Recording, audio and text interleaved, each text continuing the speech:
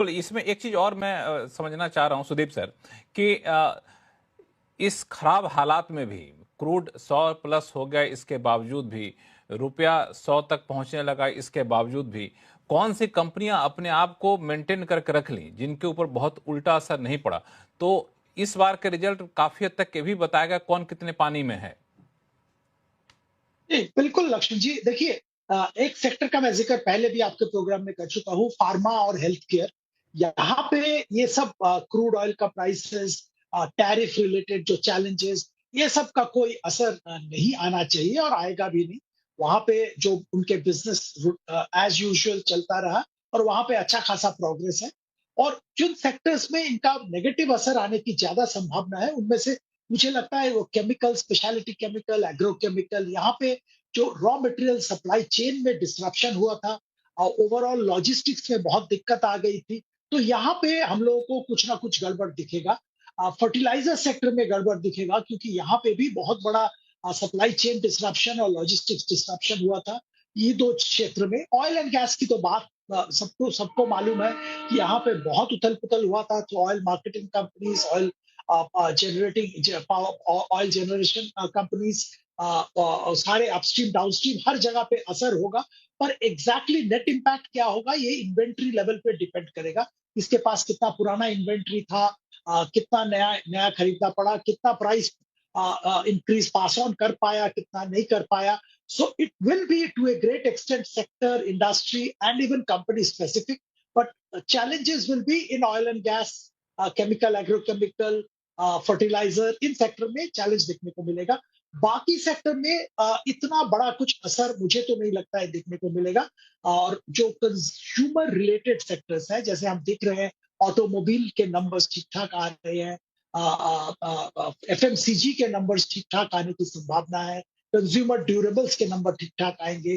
तो जिन जिन सेक्टर में हम लोग सेकेंडरी टर्शियरी इंपैक्ट वार का एक्सपेक्ट कर रहे थे, वो शायद बच गया क्योंकि वार का स्थिति सुधर गया है, ऑयल प्राइसेस नीचे आ गया है, करेंसी का डेप्रिसिएशन रुक गया है। तो सेकेंडरी टर्शियरी इंपैक्ट वार का शायद नहीं देखने को मिलेगा और वहां पे नतीजे ठीक ठाक आएंगे। लेकिन हालांकि आपने जो कहा ना हेल्थ केयर सेक्टर और फार्मा सेक्टर, तो पता नहीं, मुझे लगता नहीं कि इसमें मंदी आने के लिए कोई फैक्टर कभी आएगा। ये तो तनाव रहेगा तब और सेक्टर पनपेगा अच्छे से। तनाव में लोग बीमार पड़ेंगे तो जाएंगे हेल्थ केयर सेक्टर में, जाएंगे फार्मा सेक्टर में। तो ये तो मुझे लगता है कि तो एवरग्रीन सेक्टर होना चाहिए, होता भी है। अनिल राय जी, आपका क्या मानना है कि इस बार का रिजल्ट किस सेक्टर के लिए ज्यादा कह सकते हैं सबसे ज्यादा वॉच करना चाहिए, किस सेक्टर के लिए?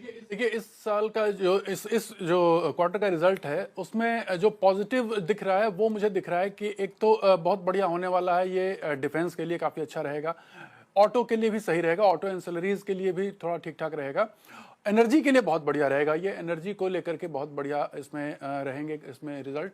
और साथ में जो एआई इंफ्रास्ट्रक्चर से रिलेटेड जो कंपनीज हैं उनके लिए भी बहुत बढ़िया रहेगा क्योंकि बहुत ज़बरदस्त काम इधर उनका हुआ है। एनबीएफसीज में भी रिजल्ट मुझे लग रहा है कि इस बार अच्छा रहेगा, मेरे ख्याल से उनमें स्ट्रेंथ दिख भी रही है बाजार में मुझे, और वहां पर एक खरीदारी रिजल्ट डिक्लेयर होने से पहले ही दिखाई दे रही है, तो मैं अंदाजा भी लगा रहा हूं कि वहां पर भी एक अच्छा रिजल्ट हमको देखने को मिल सकता है। बाकी हेल्थ केयर और फार्मा तो जैसा आपने कहा कि वो एवरग्रीन है और ये दोनों अपने एकदम ऑल टाइम हाई के पास ही चल रहे हैं इंडेक्स में भी, तो ये बहुत अच्छा परफॉर्मेंस इनका आने वाले समय में भी दिखाई दे रहा है। यहाँ पे पंकज जैन साहब, जो जिस सेक्टर पे इम्पैक्ट पड़ने वाला था, खासतौर से क्रूड की बातें करें या दूसरे फैक्टर की, वैसे केमिकल सेक्टर की बात करें या फिर ऐसे सेक्टर, तो ये तो नोन है कि यहाँ पे दिक्कत तो हो गई थी, तो रिजल्ट खराब आएंगे ही आएंगे। तो नंबर पर लोग गौर करेंगे क्या?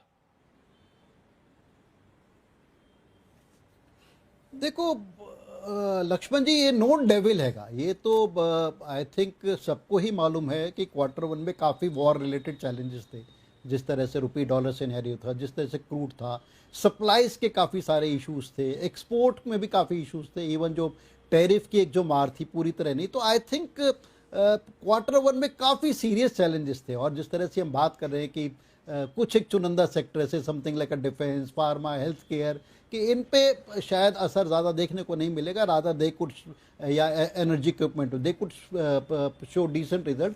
बट उसके अलावा जो नॉन डेविल्स हैं, say something like PSU bank, something like a real estate, something like oil marketing company, something like aviation, something like autos. I think इसमें किस तरह के रिजल्ट आते हैं ये देखने वाली बात है, जो क्योंकि मार्केट को कोई बहुत ज़्यादा अपेक्षा नहीं है. और ऐसा ना हो कि जैसे होता है कि once the result is given कि इसमें तो बहुत ज़्यादा चीज़ें नोन थी and now things have even out and it becomes a buy kind of opportunity.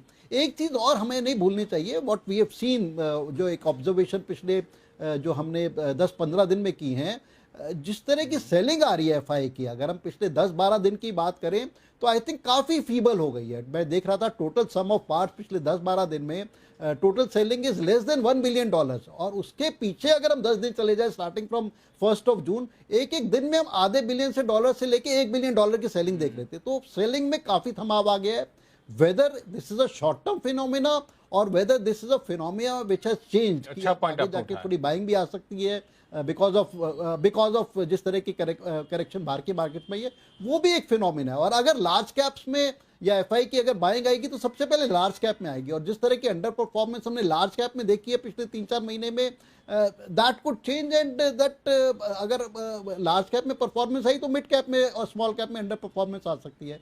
So I think lot is to be seen in Q1 results. काफी कुछ inbuilt है, मार्केट को भी काफी कुछ मालूम है. So one will have to be very sector specific, one will have to be very company specific. और जो एक और फिनोमिना हम देख रहे हैं कुछ एक महीने से, कि जहां पर रिजल्ट्स अच्छे आ रहे हैं या जहां पर रिजल्ट्स अच्छे नहीं आ रहे, मार्केट्स काफी ज्यादा या तो एक्सूबरेंस के साथ उस स्टॉक्स को ले रही है या काफी सीरियसली पनिश कर रही है. इट्स